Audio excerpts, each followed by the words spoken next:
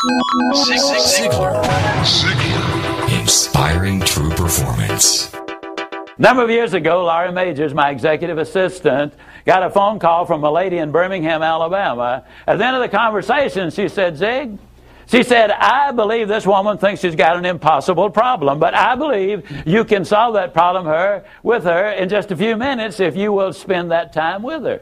I said, well, Laurie, tell her to meet me backstage. I'll get there about 10 minutes early. My schedule was such that was about all I had. Well, I got there, and I was on backstage behind the curtain on one side. She spotted me from the other side, and as she walked across the stage, I have never seen as much anger in a human being in my life as I saw in her.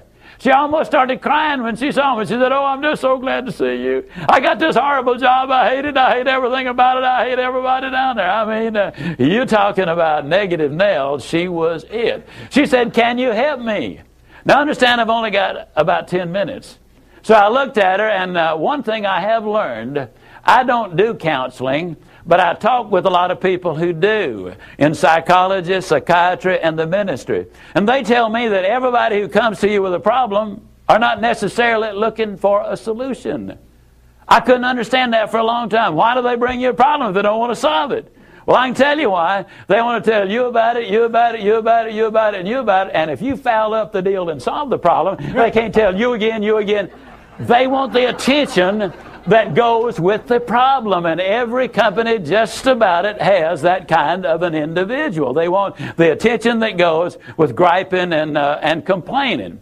Well, I looked at the lady, and it wasn't unkindly, but firmly I said to her, yes, and you know, ma'am, I'm afraid your problem is about to get worse. She said, what do you mean? I said, I believe they're going to fire you. She was stunned. I couldn't have stunned her more if I'd hit her in the face with a bucket of ice water. She said, fire me? Why on earth would they fire me? The inflection in her voice clearly said, they're the bad guys, I'm the good guy. Why don't they fire them and keep me? Have you ever noticed that people who are the problem never recognize that they are? They're in complete denial. They think denial is just a river in Egypt. Why would they fire me? I said, ma'am, I don't believe there's a company in America big enough to contain this much poison in one small spot. Have you ever noticed that when somebody is about to lose something they've been complaining about, whether it's a car, a home, a mate, a job, or whatever, when all of a sudden it appears they're going to lose them, it takes on brand new value. She looked at me and said, well, what can I do? I said, do you really want to know? She said, yes, I do. That's the reason I came to see you. I came looking for help, but you sure haven't been any help so far. I said, well, ma'am, I've got an idea, and I will absolutely guarantee you it positively, definitely, absolutely will work if you will just do it. She said, I'll try anything within reason. I said, okay, when you get home tonight, all of your household tasks are complete. It's bedtime. Get off in a room right by yourself. Get a sheet of paper out, and at the top of it, write, I like my job because. She interrupted me. She said, that'll be easy. I don't like nothing about that job. Don't like nothing about those people down there. And I said, well, just as a matter of curiosity, do you work there for benevolent reasons, or do they pay you for working there? She said, well, I got to confess, they pay me. And I said, and you don't like to be paid? Oh, she said, yes, I do. I said, okay, tell you what you do. Open your notebook right now. We'll start our list of the things you like about your job. They pay you for working there, and you do like it, don't you? She said, absolutely. But she just stood there. I said, no, open your notebook now, and we'll get busy on the list. She just stood there. I said, ma'am, let me tell you what my experience in life has been. I've discovered that in 100% of the cases, no exceptions, people who won't take step number one never take step number two. You see, she had come to me with an impossible dream. Her dream was that nice Mr. Ziglar was going to solve all of her problems, and she would live happily ever after. Well, folks, I got news for you. I can't solve her problems. I can't solve your problems. But I will give you some steps that I'll absolutely, definitely, and positively will work for you, as it worked eventually for her. I said, well, ma'am, let me tell you something. Unless you're willing to take step number one right now, it's been nice talking with you. She angrily opened her notebook. Before we got through, there were 22 things she liked about her job. Not only did they pay her for working there, they paid her above average.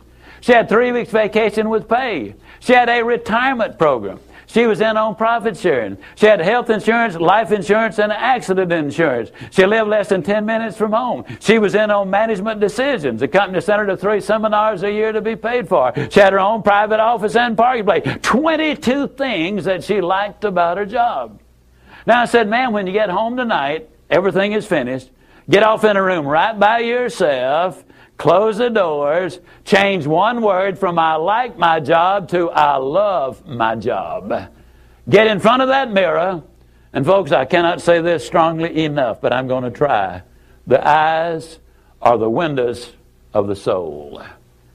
Look yourself in the eye, and with excitement and enthusiasm, say, I love my job because they pay me for working there. I love my job because they pay me above average for working there. I love my job because I have a wonderful insurance program. I love my job before every one of the statements. You will sleep better that night. You see, there's something hidden in what I'm saying to you now. When she says, I like my job, she's really saying, I'm grateful for my job. And of all of the emotions we can have, according to Hans Selye, the #1 stress specialist in America, the healthiest of all human emotions is gratitude. I said, you go down that list.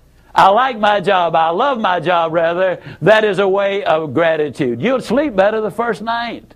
Tomorrow morning, when you get up, get back in front of the mirror just before you go to work. Get back in front of the mirror and repeat the process again with excitement and enthusiasm. I love my job because, and take the list with you.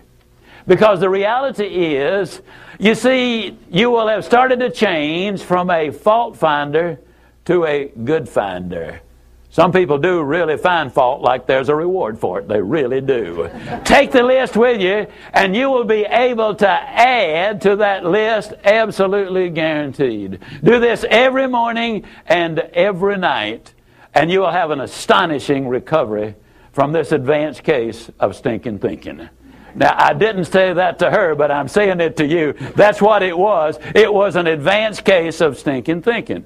Well, 6 weeks later, I was back in Birmingham, Alabama. I was doing a follow-up sales seminar.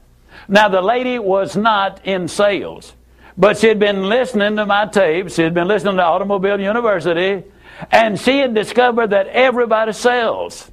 Everybody who will ever hear this is in selling. Whether you're a school teacher, a civil service worker, a military personnel, an executive secretary, it doesn't make any difference. What you do, you sell every day of your life. There she was at the sales seminar, seated on the front row, grinning so wide she could have eaten a banana sideways. I'm telling you, you're talking about somebody that was excited. She was turned on. I said, well, how you doing? She grinned even more broadly and said, Mr. Ziglar, I'm doing wonderfully well, and thank you for asking. She said, you cannot believe how much those people down there have changed.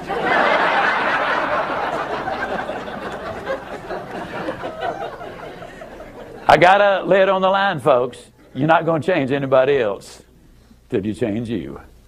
Everything really does begin with you. Now, you see, the unfortunate thing, this lady had been raised in a very negative environment. First, her parents had told her that she'd never amount to anything. They had said, you know, you're always late, you're always sloppy, why can't you be like your brother or your sister or whatever? When she got married, her husband had continued it, and so her self-talk had become completely negative. Everything that she said about herself was negative. Like Dad said, I'll never amount to anything. Or like my husband says, I can't do anything right. But when she started changing the input, then some radical changes took